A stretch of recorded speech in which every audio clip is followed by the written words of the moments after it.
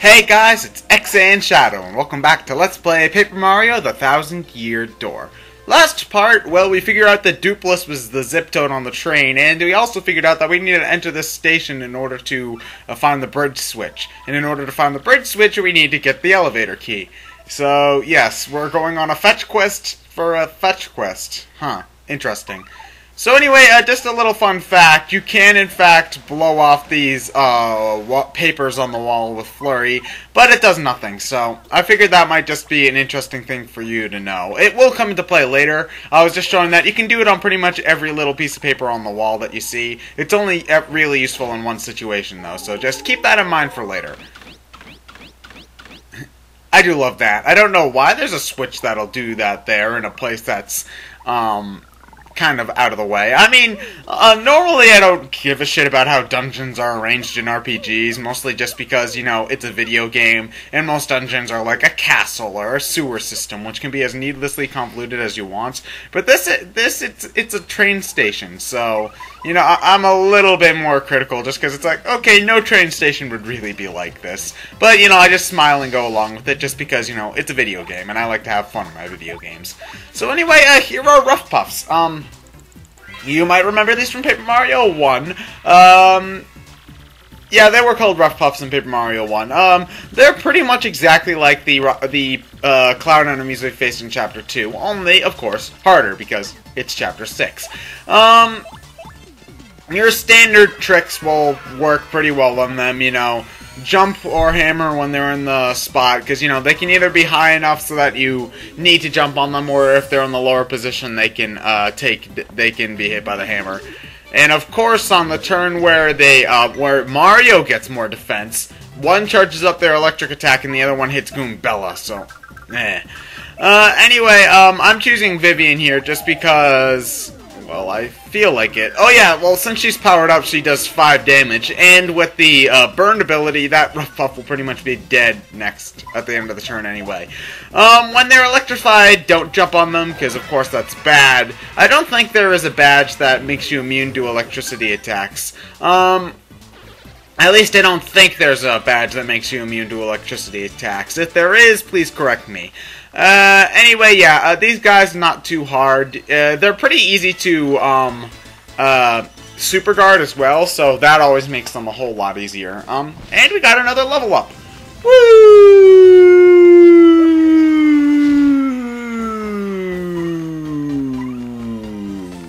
So anyway, let's get some more sweet, sweet badge points. If you're doing a specialty run, I would actually think that equipping, like if you were going to do like an all heart points run or an all flower points run, I would actually think doing an all badge points run would probably be one of the more fun runs that I would want to try to do. Because although I wouldn't be able to take advantage of the special moves that cost flower points, you know, I'd be able to try out the sort of odd combinations like using power pluses and Jumpman and stuff like that, and oh god, a platforming puzzle. This platforming section is relatively simple. You just sort of wait till they stop. You gotta just get the timing right, otherwise you'll fall, like I do, a lot. Thankfully it's not too hard and there's no consequence for falling. You can just jump right back up and try again. I don't think there's any sort of... yeah, you just gotta get the timing right. I don't know how I managed to get past that. I should have fell, but it's not that big of a deal. And here you got another little platforming puzzle with some unique stuff. We gotta take advantage of coops for once, which is odd because we almost never use coops.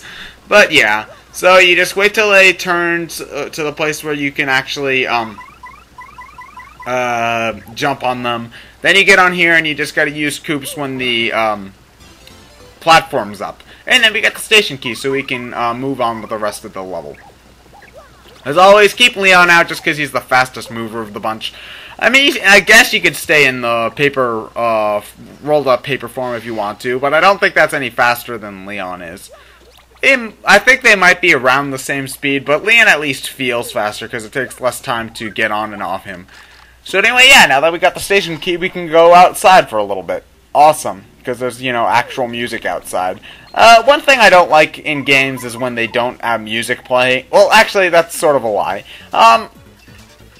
I don't have a problem with games not playing music for an atmosphere piece at specific points, but this is really not the sort of place where you really want there to not be music. There should have been some sort of music playing for the indoor sections of the train station, but it's not that big of a deal, I guess. I mean, at least no music can be said as a stylistic choice. If there's one thing I hate, it's music that doesn't actually have any sort of recognizable melody. It's just like, why even bother? So anyway, here we've got poison pokies, if that's their actual name. I think they might be mummy pokies, actually. In any case, they're pokies with the ability to poison you, so you want to take them out pretty quickly. Thankfully, I've got the spike shield badge, so I can take advantage of my jumping abilities. Just like normal pokies from the Glitz Pit, they can summon backup, which is annoying.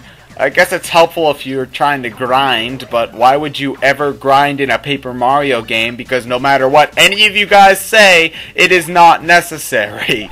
Seriously, a whole bunch of you guys are all like, oh, I needed to grind a Paper Mario, and I'm like, no, you don't. And then they're all like, but for the Pit of 100 Trials, and I'm like, that's a super boss area, you dipshit. It's an extra area.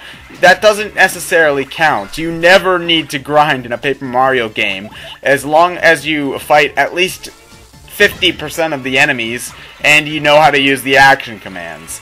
I mean, if you don't know how to use the action commands, then yeah, you're gonna have to grind to brute force your way through everything. But it's just like, it bugs me when people say they need to grind, because the game is structured so that you don't need to grind. Enemies that are stronger give you more star points, which makes you level up faster even if you skip a whole lot of the battles. And since you get your attack boosts through weapons that you get at a specific point in the plot, as opposed to like stat gains through level ups or sort of like equipment that you have to buy from shops and such, it's just like I have a hard time understanding why anyone would feel the need to grind to get through the main quest in this game. It just frustrates me. Anyway, the easiest shine sprite in the late game was right there. I mean, there was no way you could have missed that. So anyway, this is the area I was talking about before. I actually used the mushroom that I got. So, surprise, surprise. I don't usually end up using health items at all. But yeah, this is the point I was talking about. You need to use Flurry to blow off these papers. And for some reason, this part always has massive slowdown. I don't get it. The GameCube should be able to handle this. Is it because we're blowing off the papers at a different angle? I'm not exactly sure, but it's just like the slowdown even goes to the stays for a little bit. I'm really confused as to how that happened, but I guess it's not really that big of a deal. So anyway, you definitely want to have the spike shield badge equipped for this part, because now we've got flying spiked. Is it spiked buzzies? Spiked parabuzzies, same thing. Anyway, well, they're flying and they have a spike. And they're immune to fire, which is a pain in the ass. So, Goombella doesn't work. Yoshi doesn't work. Flurry doesn't work. And if you don't have the spike shield badge,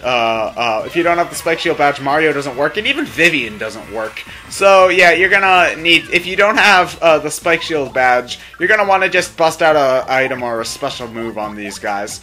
I choose Miss Mouse here because it's just a little bit easier to have her just pierce the defense, so I can just have Mario jump on it, and then Mario can just jump on him later.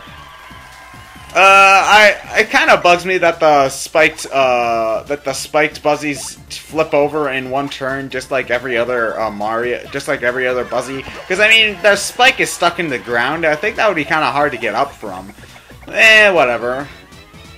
Yeah, Miss Mouse, really not necessary to beat the game. The first time I played the game, I did not know that she was a party member. As a matter of fact, I beat the game, I went into the sort of post-game stuff, and I decided, you know what, I'm gonna try to clear all the Trouble Center troubles. And I went through every single one in order, and I got to Miss Mouse, and I'm like, wait, she was there the entire time? So, yeah, she's not really necessary for the main game, but she is helpful just to have, just sort of as a backup. Mostly just because she does have her own health bar, and yeah, that she might be good to like soak up a few hits in some bosses and stuff like that. But anyway, we have a maze here that you have to go in the tube form to sort of reach. If you go down here, then you...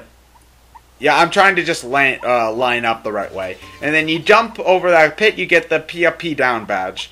But, however, if you land to the left, I think this is the right spot. I don't exactly remember. Yes, you're out. I managed to do that on my first try, which is odd. There's nothing really on anywhere else, so don't bother with that. But anyway, that key's up there, but it doesn't look like we really have a way to get to it. Well, remember that for later. We're gonna find out a way to beat it soon. Anyway, there are Goombas here. Don't know why there are Goombas. You have to beat all of them in order to open those boxes. I still don't know why they're Goombas. They could have been normal enemies, but whatever. So anyway, hit every single hit the button the amount of times that it says on it. So, you know, 1 on the 1 button, 3 on the 3 button, 10 on the 10 button. Really not that brain taxing, guys, I do have to say. The train station's one of the weaker dungeons in the game, I'm not gonna lie. It does feel kind of tacked on. Well, I mean, I guess they sort of had to have some sort of actual gameplay in the dungeon. But, I don't know. I don't know what I'm trying to do here. I must have thought that there was some sort of secret over here. I'm not really sure what I was trying to do, but there's nothing over here.